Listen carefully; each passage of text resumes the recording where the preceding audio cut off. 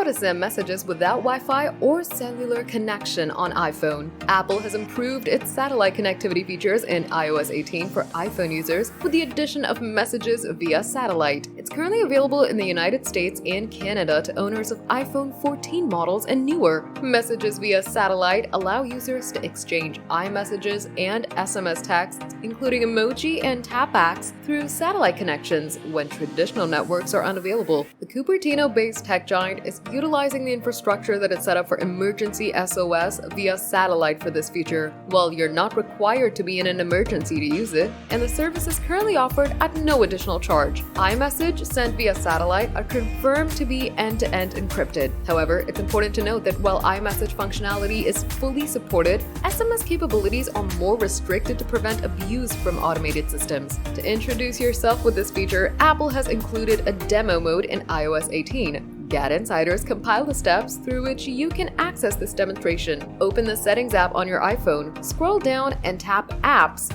then tap Messages. Scroll down and tap Satellite Connection Demo. This demo guides you through establishing a satellite connection and sending messages, offering valuable practice for real-world scenarios and emergencies where the feature might be essential.